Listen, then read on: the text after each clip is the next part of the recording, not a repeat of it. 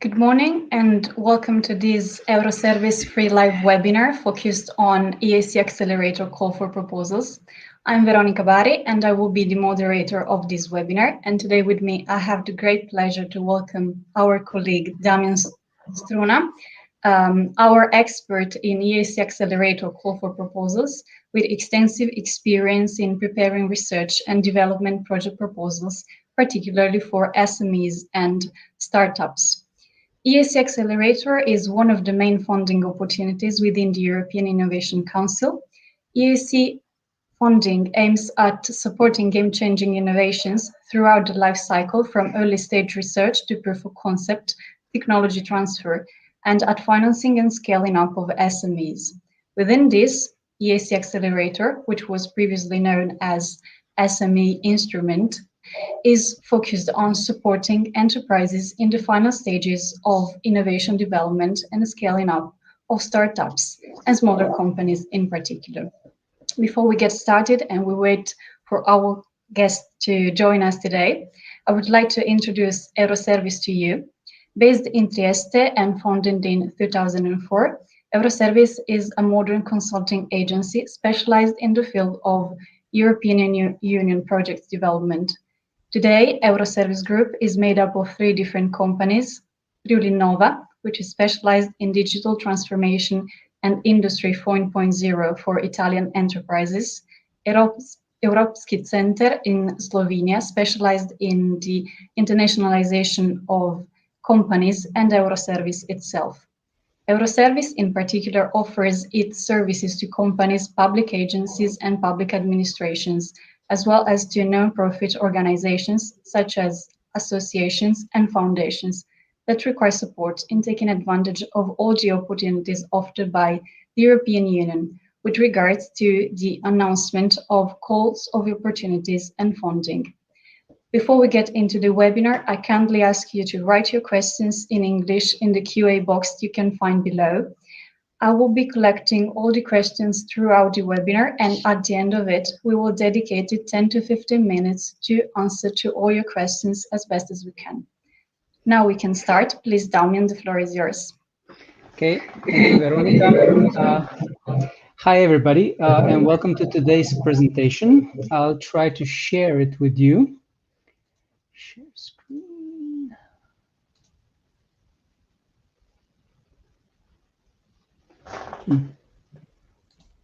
Just a second. Okay.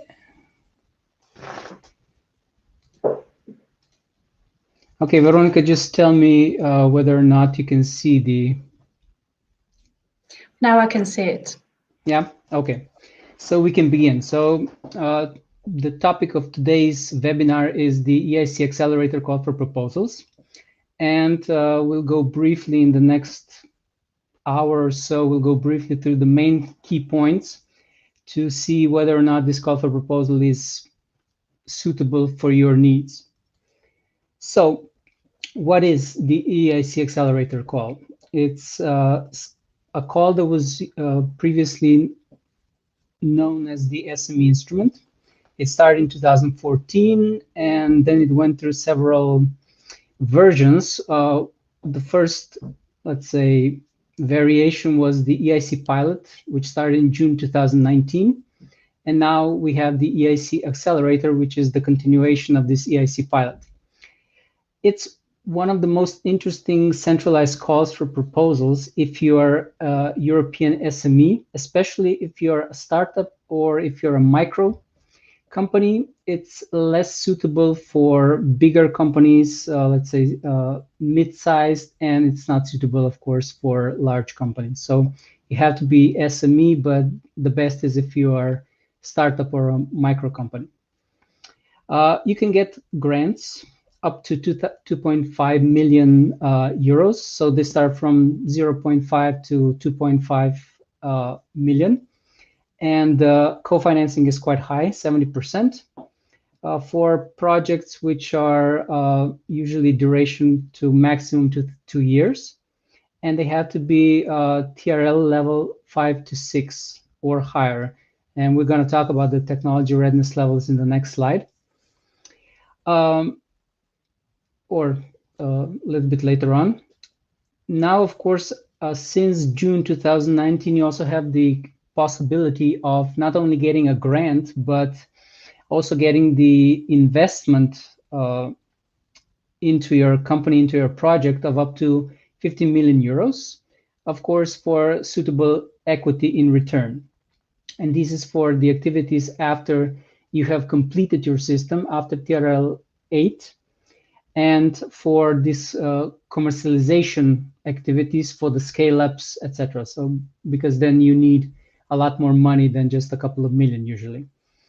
It is also this new accelerator call is in two tiers. One is open and one is for challenges. So basically you can apply your project proposal either to open call, which is basically everybody can apply whatever they want, or to challenges call, which is specified specific challenges. You have specified specific challenges. And then if your project is more suitable to that, you can apply it to that. And of course, the competition should be a bit smaller than in the open call because there anybody can apply whatever they want. It's maybe important to say before we go into the EIC Accelerator call that it is not the only one. You also have the EIC Pathfinder and the EIC Transition. And therefore, if we said that EIC Accelerator is more for technology readiness level of your innovation, which is closer to the market, the EIC Pathfinder is at the beginning when you just have this basic idea of what you want to do, and you still have to do all the research and development. And the EIC Transition is, let's say, after you confirmed your basic idea, your proof of concept, and then you start to do your prototypes in laboratory environments. So this is the EIC Transition. But the EIC Accelerator, on which we're going to focus today, is after you already have the prototype made, validated in laboratory and outside laboratory as well, in some real-life environment. So after you have done all that, you can apply to the EIC Accelerator and get the funding for the final stages of development of your innovation, and also for potentially for the scale-up investments into pilot production lines, into new production lines afterwards, so that you can then really attack the market full on and get the most out of commercialization. So before we go deeper into EIC Accelerator call, first of all, I don't know how many of you know this technology readiness levels, but this is how they basically evaluate the stage in which your innovation is at. So how developed it is. They go from TRL 1 to TRL 9, and TRL 1 is basic idea. So you have some idea of what you want to do, but you first of all have to do the basic research. You have to do the proof of concept. Then you have to do the small scale prototype, which is around TRL 4 to 5. You test the prototype, you validate it, and after you have this validated prototype, not just, as we said, not just in laboratory, but also in real life environment, you can then apply to EIC Accelerator call and bring it to TRL 8, which is when your system or your innovation is completed. So all the technological development is done. And then TRL 9 is then when you commercialize it so that you're ready to mass produce it, to mass sell it massively on the market. So the key point here is that why you should know this is because, as you said, if you want to apply to Accelerator call, you need to be at least TRL 5 to 6. So prototype done, prototype validated in the laboratory and outside. And also it's important because the higher the TRL is, the lower the rate of funding. Or I think that this in this slide it's a bit there's a mistake. So basically, the higher TRL, the lower rate of funding. So if you are at the beginning, TRL 1, 2, 3, 4, up to 5, you usually get 100% co-financing. So all the costs that you have, all the eligible costs are financed. After that, so in the EIC Accelerator, you get slightly lesser co-funding. So you get up to 70%. So a 30% you will have to provide by yourself. So that's why it's important to know that the higher the TRL, the lower rate of co-funding or the higher rate of funding that you can receive.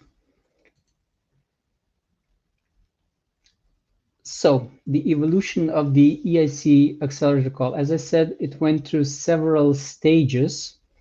It started as an SME instrument, and for the first 5.5 years, it was more or less the same. You had two separate phases. You had the short phase, phase one, where you could apply and get 50,000 euros for feasibility study. So no real development, but you could do the feasibility study whether or not you could apply it on the market, whether or not your innovation is still interesting for the markets that you want to sell it in. So you could apply to that, and you had 6 months to do that feasibility study and 50,000 euros. You could also apply to phase two. So it was separately. You could first of all apply to phase one and then to phase two, or directly to phase two. And in phase two, you could get this 2.5 million is the same as now in the grant part. And the first phase application was 10 pages. The second phase was 30 pages. Then in June 2019, they changed that, and they just forgot all about phase one and focused just on phase two. So you could only apply to phase two, do the full application, and apply for up to 2.5 million. Now in EIC Accelerator, they change it up a bit. So you again have two phases, but now the short phase is mandatory if you want to apply to the full phase, the full application phase. So first of all, you apply with your short application if it is accepted, or if they say, okay, you can go ahead. With the full application, you do the full application, then apply, and you can get up to 2.5 million plus investment part.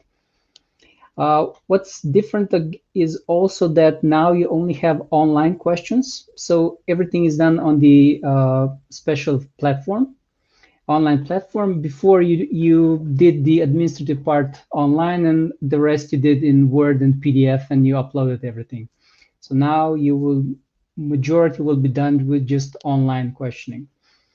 And also now we have limited applications. So that's also one of the things you need to be careful about. And we'll talk about it later on, what this limited number of application means now. Because before you could just apply 10, 15, 20 times with the same proposal if you wanted to. Also, the criteria changed during this 2014-2021 journey. First of all, at the beginning, the first 5.5 years, impact was much more important than the other two, the excellence, so the scientific excellence, the technological excellence, and the implementation, so how this work packages, etc. So impact, how you were going to sell your innovation on the market, to whom, who's going to be a strategic partners, which markets, which customers, etc. So impact was half of the entire score. Then in 2019, they changed it, and they put all three criteria had the same score. So they were 1/3 of the final score. So the same weight in the score. Now they don't have scores at all, and just going to be go or no go. So when the evaluators are going to evaluate your proposal, they're just going to say, okay, I like this one, this has potential, go, or I don't like it, it's not good enough, no go. That's it. So no more this 11.5, 11.2, or 14, blah, blah, blah, the scores that you received before.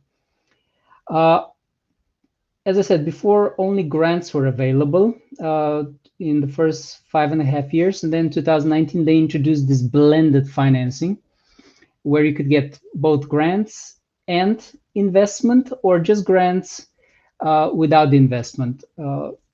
but the grants were only for activities up to TRL8. So for the technological development, you couldn't get grants for then buying production lines, investing into commercialization activities, etc. For that, you could receive investment.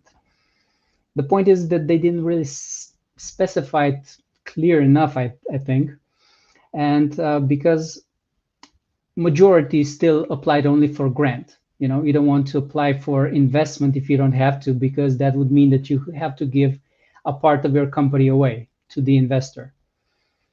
So majority applied to grants, and then you had to specify in the proposal why you don't need investment. And if you only apply for grant, you had to provide clear reasoning that you will be able to get investment later on by yourself once you're done with the developing of your innovation.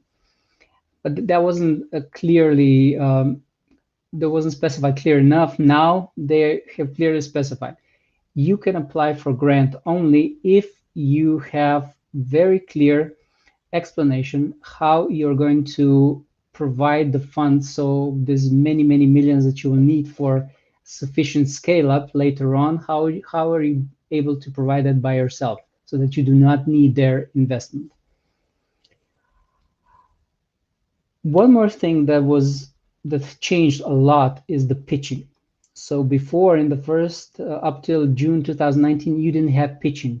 And pitching here means that after your proposal is, let's say, positively evaluated, you then have to go either to Brussels or now online, mainly online, where you have a like a pitching session with like a committee, and you have to convince them that you have the necessary capabilities of doing the innovation, and that you also know how you're going to commercialize later on. So you have to convince investors, you have to convince other innovators that you really deserve this money. And before, there was none of that. After June 19, you had the pitching, where you presented the slides, you presented your innovation, you presented yourself, and you answered questions that they have for you. So now pitching is required as well in 2021 and on. The pitching is here to stay, and it's important to know that it's employees only. So you cannot get like a external consultant to do it for you. This pitching has to be done by the employees, and up to 3 employees usually. So this is also something to consider, especially when later on we're going to talk about good English. So who is an ideal applicant? There's quite in real life, basically this is all from real life lessons that we came up with, like a checklist for who is going to be the best possible candidate. Now, of course, you don't need to check everything that is listed here or that we're going to talk about now, but it is very advisable that you check at least or most of them, if not all, but most of them, because as competition is going to be very fierce.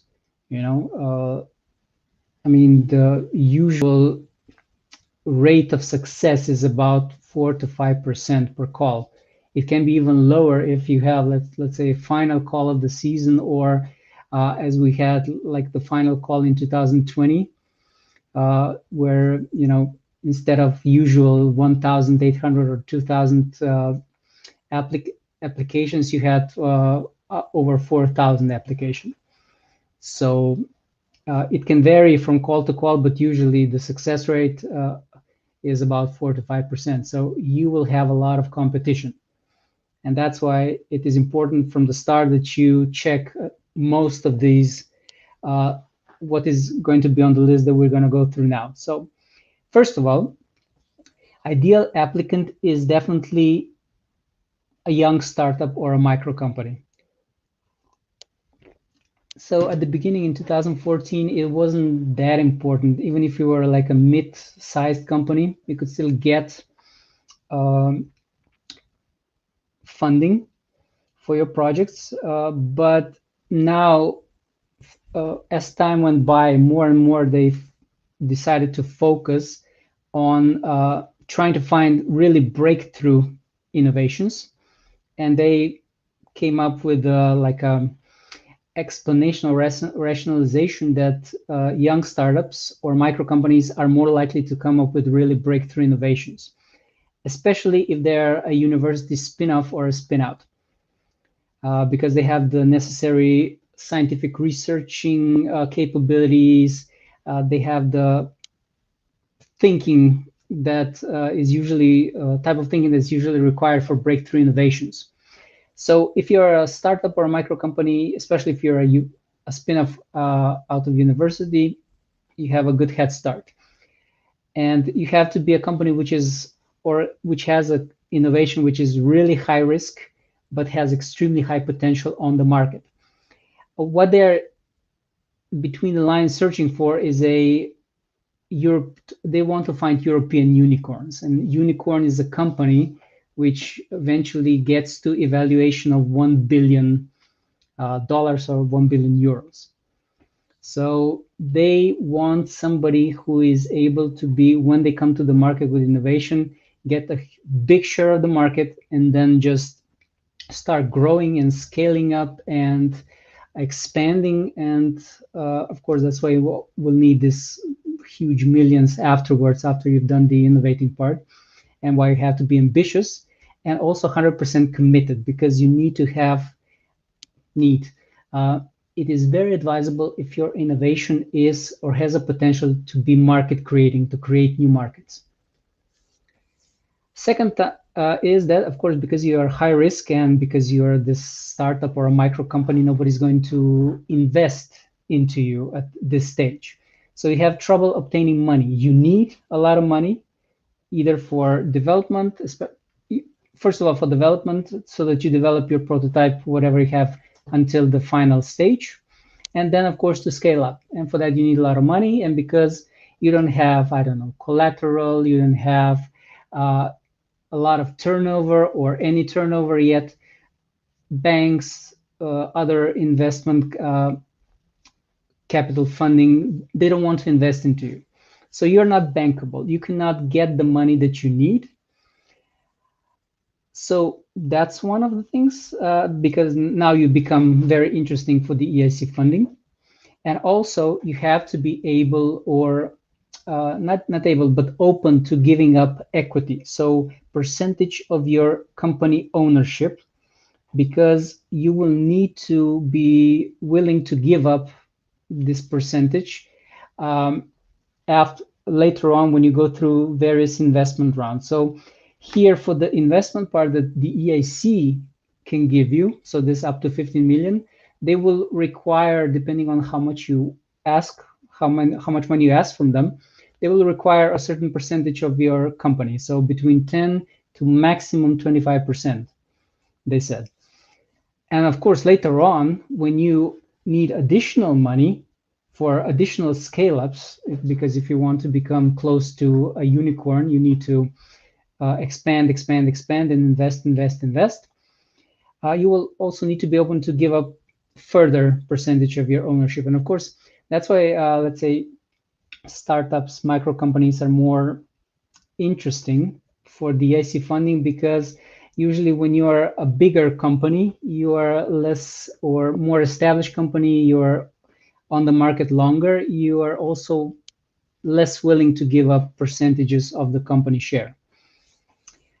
So the third point, you have already some IPR protection for innovation. Patents are very desirable here. So you have to have innovation which can be patented or otherwise protected, but especially patented. And it's very good if you already have patents, at least pending for approval, before you submit your application.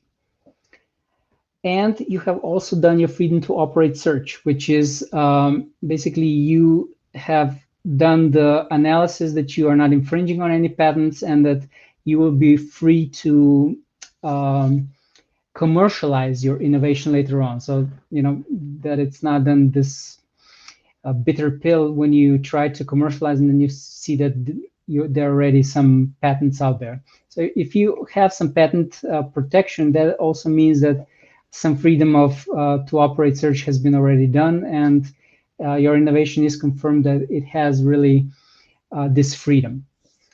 Your innovation, as we said, must be at least TRL 5.6, so prototype already done, prototype already validated in laboratory, and prototype already validated also outside laboratory in some real-life environment, which is different depending on the field of your innovation. It is very good, number 5, that innovation is a product and not a service, mainly because it's much easier to explain the beyond state of the art, why your innovation is breakthrough when you have a product, because it's easier to compare products between among themselves. The service is it can be a lot more abstract concept, and it's more difficult to then compare this service to that service, especially trying to say that we are so much better and so much more breakthrough in our service than comparable services. Services are usually more incremental in development and not so much breakthrough. So even process, if you have developed some innovative process and maybe you have patented it, is better than product. But product is the best, then process, then service. And of course, it's better if you sell it or intend to sell it business to business than business to customer, because it's easier to generate a lot more turnover and profit and be later maybe even bought by some of your competitors if you're doing business to business. And because business to customers is, you need much more volume to generate the same type of turnover. And as we said, they want innovations which can generate a lot of turnover. We're talking millions and millions and 10 millions and 100 millions, etc. So you have your work cut out for you here if you're business to customer. You had the innovation which needs at least another 1 or 2 years to be completed. And at least when it comes to development, that you still need to invest into it, at least 1.5 to 3 million, let's say. And this is not really to TRL 9, but to TRL 8, because I mean, you also can apply to just investment only, as we were later going to see. So you basically can have everything done development-wise and just apply for investment to scale up now and to buy all the equipment and whatever you need.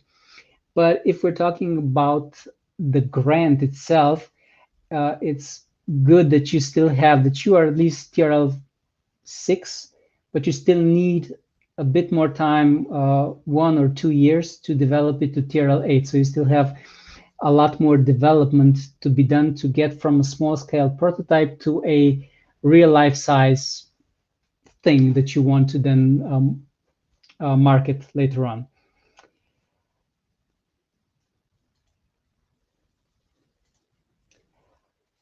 Of course, you have to have a great scale up potential in the next 5 to 10 years. So let's say you need 1-2 years to develop your innovation to the end and then come to the market. And in the market in the next 5 to 10 years, you need to really generate, as we said, big millions of turnover. But you also have to have EU contribution. So it has to be a clear EU contribution. So wider impact, not just we're going to increase our turnover, we're going to increase our staff, etc.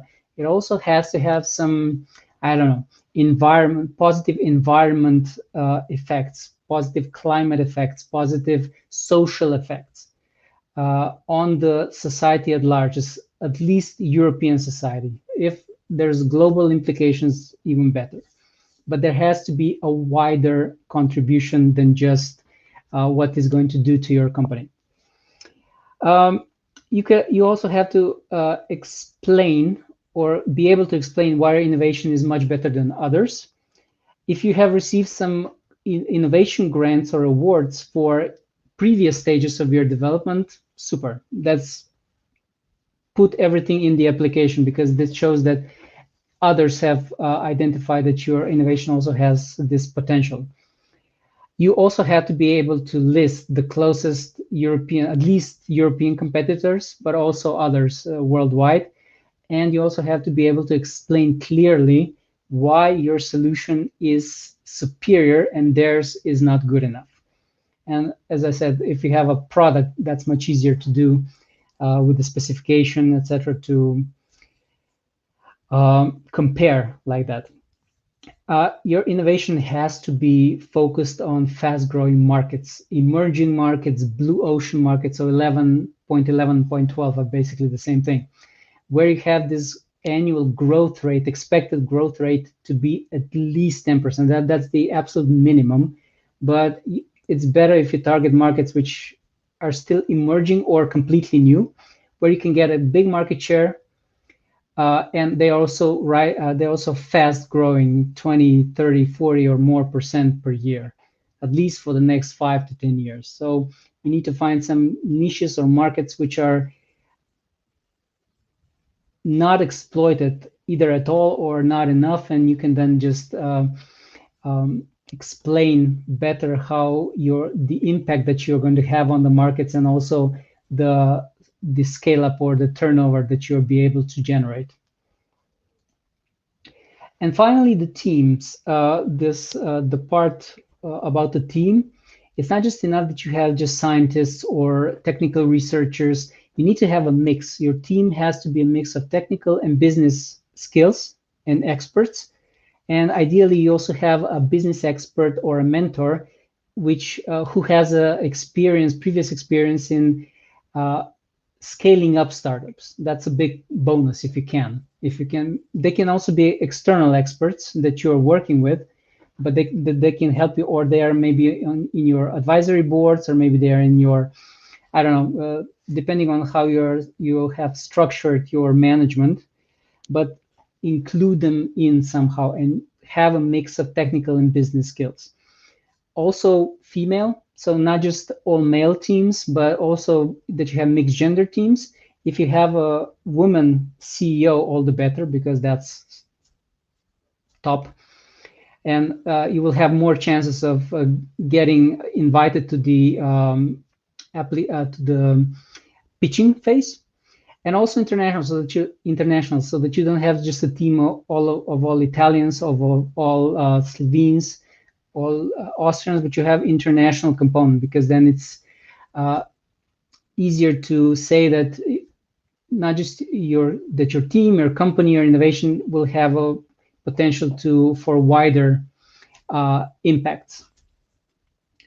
Also, you have to be prepared to take time to write the proposal, or not just, you don't necessarily have to write the whole thing. You can have the external experts for that, but you need to be prepared to give up at least some time so that your proposal really reflects what you want to do, and that you're going to be able to do it later on. Not just that you put something brilliant on paper and then you get the funding, but then you're unable to do the thing. You will have to be able to do what you say in the proposal, and that's why it's better that you are involved in the making of the proposal.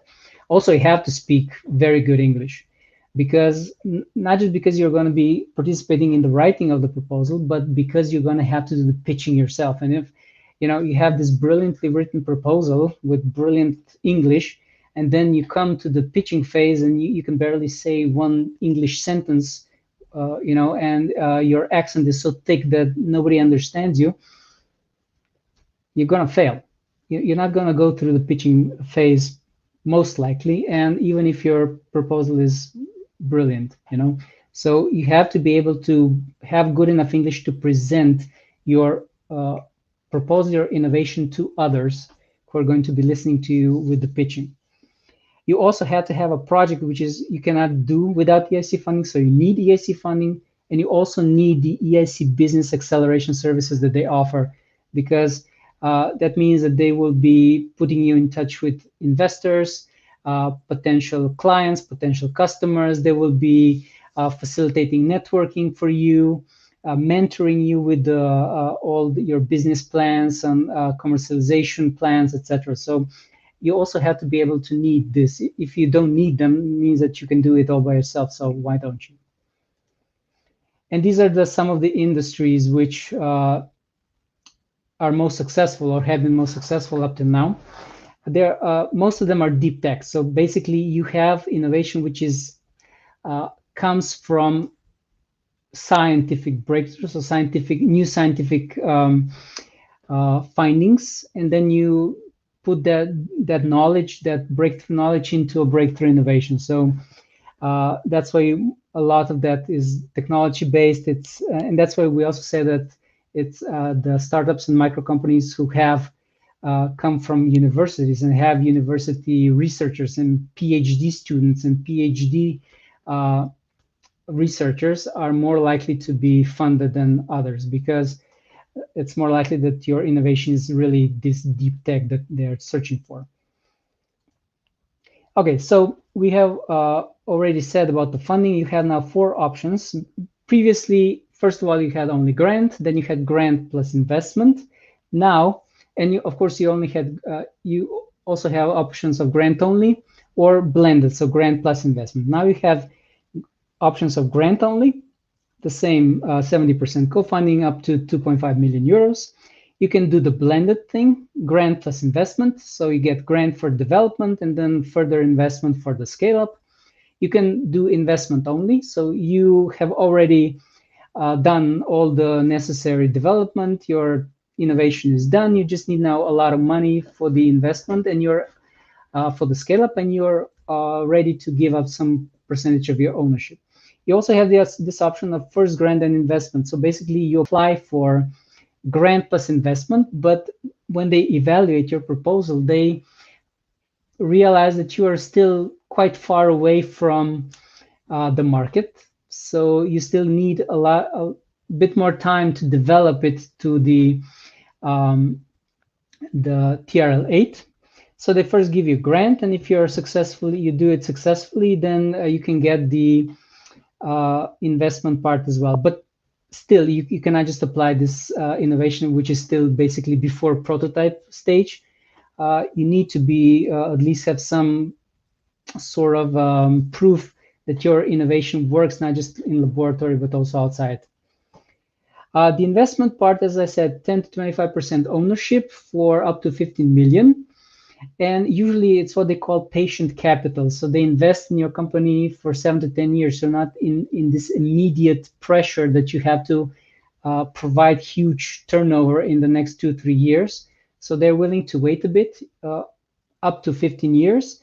And just for, as an example, now in the 2019-2020 period, the average investment per project was about 4.3 million euros. So and if you're searching for 4 million, that would be usually ownership, depending on the evaluation, because your company is going to get evaluated first by the EIC, so investment, the EIB, the European Investment Bank.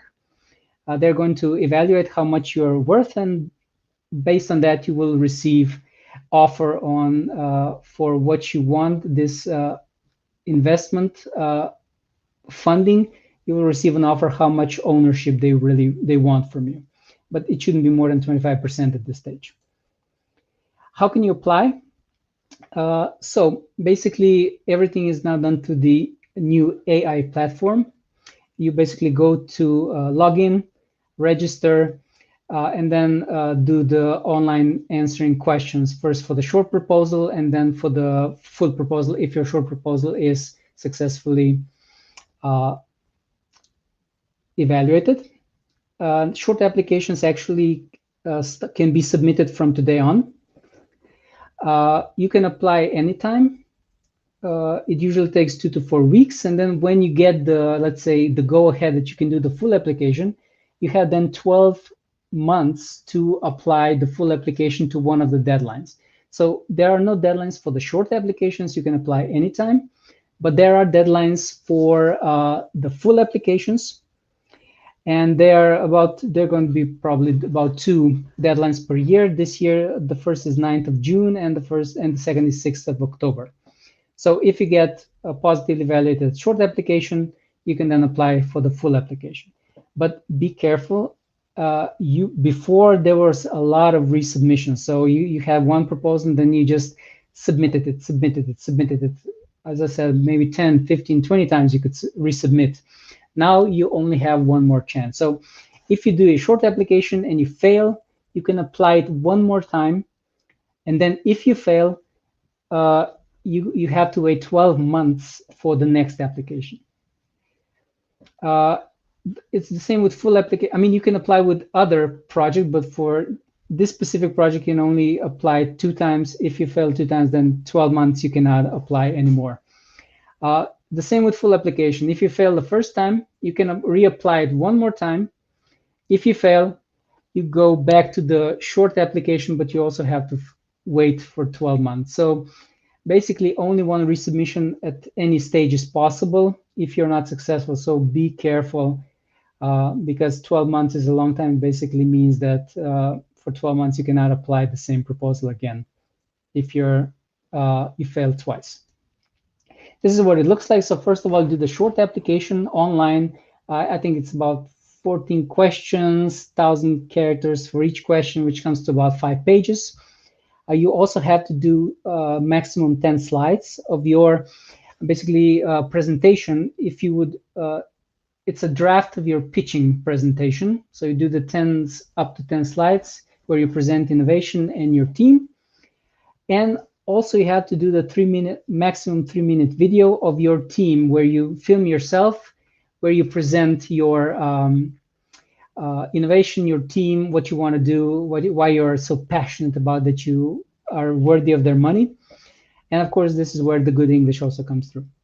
So you submit that, then 2 to 4 weeks, you get the evaluation. If it's go, then you get to the full application.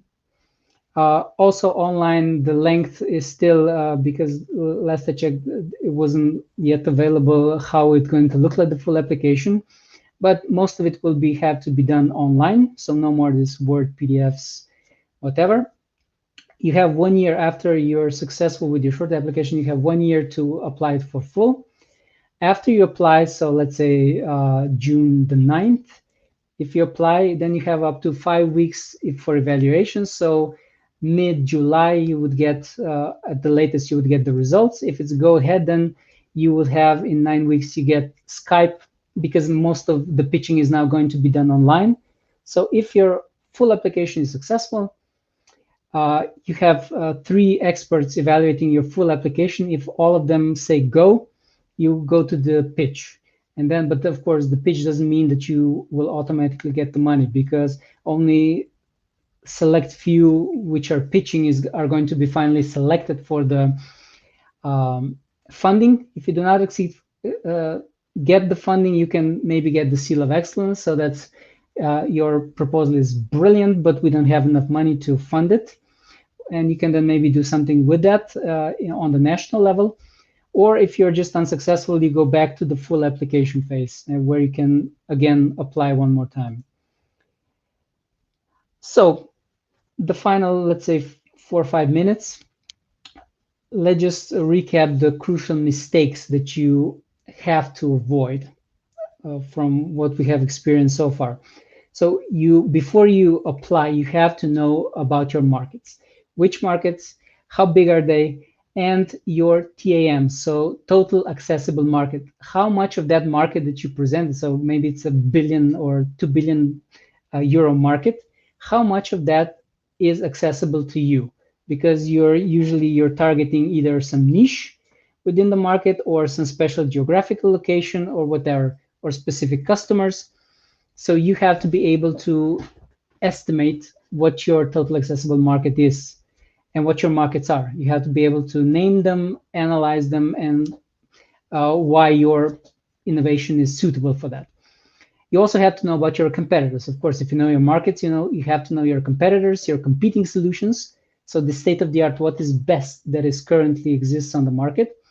And of course, that's important because you will have to then describe your beyond state of the art, why your innovation is so much better than what is currently available. You're still far away from prototypes, so basically you have an idea, you started doing something, you had doing some research or some development, but you still are quite far away from a prototype level. So you're still too far away for this call, or you're bankable. You can obtain all the money from other sources. Of course, then of course you don't need EIC funding, even if you would very much like the grant. Your innovation must not be incremental. Usually it is. So you find something on the market and then you do a step above, a step better. It needs to be better than that. It needs to be more innovative than that. It needs to be a bigger leap forward.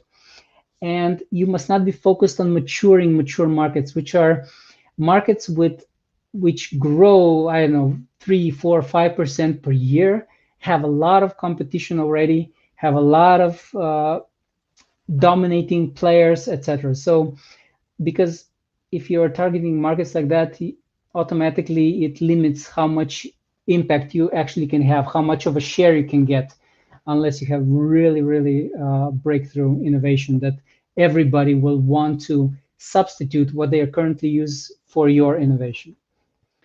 You're not a startup or spin-off. It's not a mistake, but of course it's less desirable as we have talked about before. You have no plan for major scale-ups. You have to have a plan for at least 1 or 2 scale-up in the future, where you would need not just this 10, 15 million, but later on when you, after this investment is over, you will need investment from venture capital funds. You will need funding rounds, A, B, C, whatever funding rounds of 10, 12, 20, 30 plus million euro to scale up further. So you have to have a plan for that, a vision for that, and you cannot have limited ambition here if you want to be successful.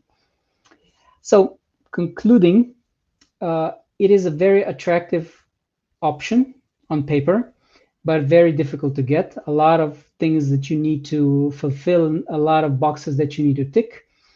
It's about 5% chance, and there's a lot of proposals or applications usually.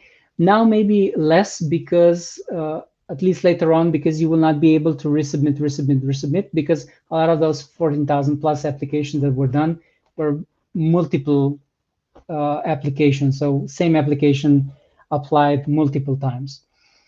It is very important that you're the right applicant. It is crucial when you're writing the proposal that you think as an investor. So to put yourself in the shoes of the other on the other side, why would they want to invest a lot of money into your innovation?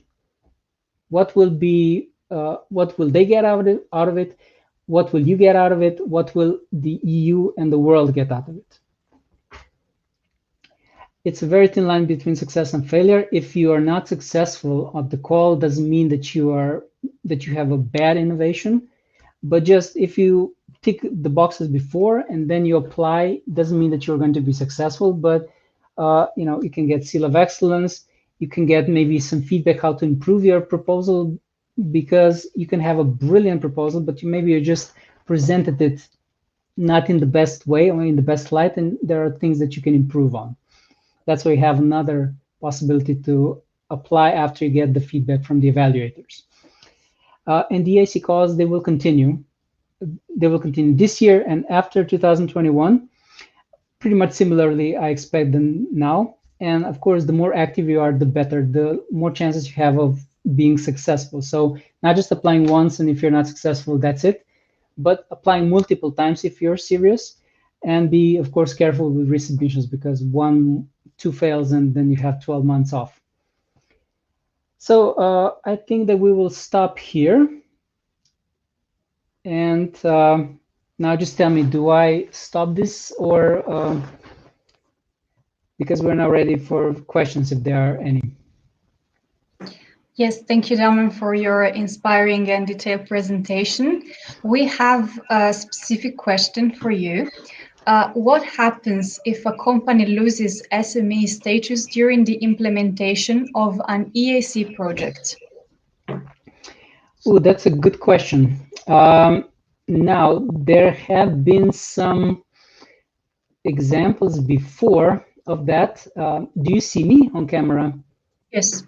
Because now I have just a black screen, doesn't matter. But usually it was like this, that if you lost the SME status after the fact, but you were SME when you applied and when you got the funding, they usually let you just continue and do your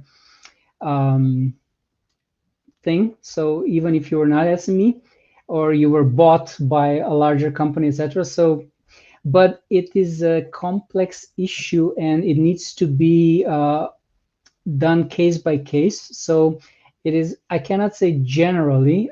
I've seen, and we have seen examples where they let you go on and finish the project as it is, but there were also some, I imagine some examples where they didn't. It depends on why you lost this SME status. And as I said, now it's maybe even, it's less of a chance because they are targeting these beginner startups and micro companies, which are usually less likely to be just gobbled up and just transform into a large company overnight.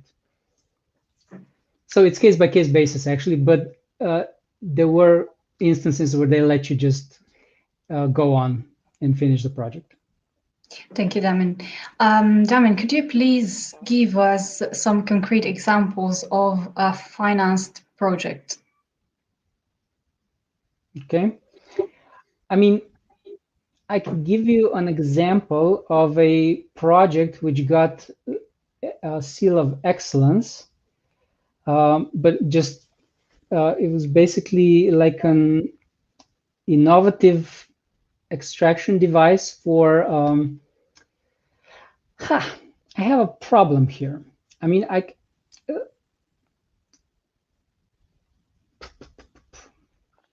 because I cannot say too much, and because that's not okay. I can give you an example at the beginning, which was successful, but I don't think it's going to would be successful necessarily now.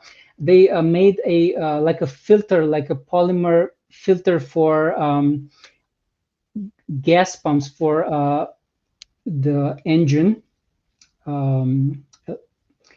for the gasoline engine, which was basically substituted all the aluminum and all the steel elements and all the steel material with just this fully recyclable polymers.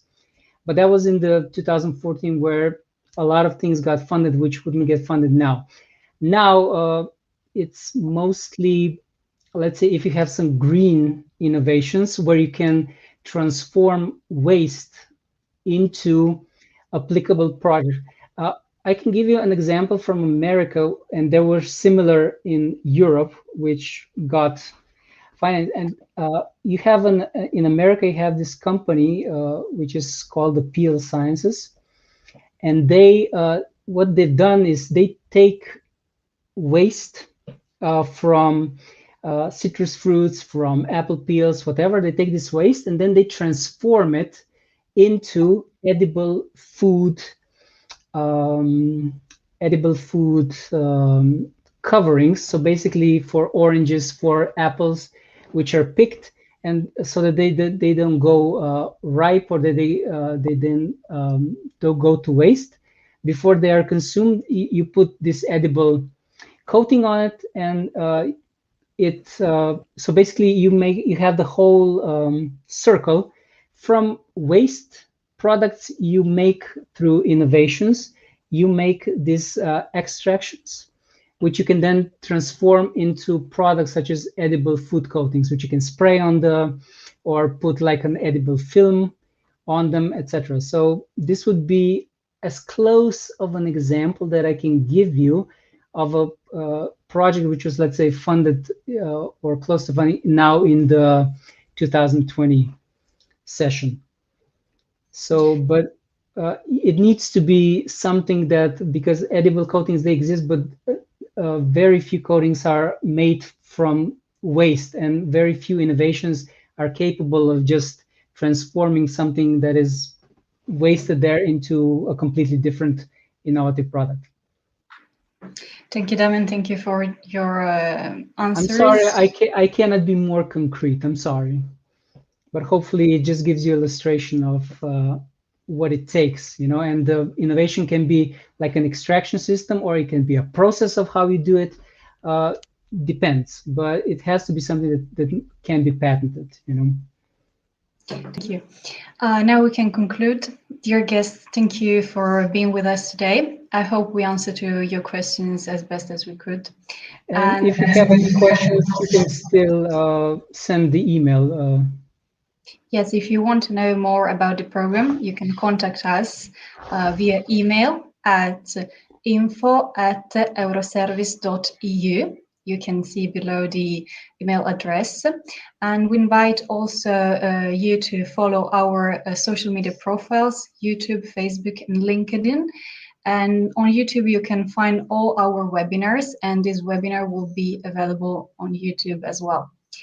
Do not forget our next appointment on Wednesday, the 14th of April at 2 p.m., which will be fully dedicated to Horizon Europe. Thank you again for being with us today. Thank you, Damjan, for your presentation. And I wish you a really pleasant day. Bye. Bye.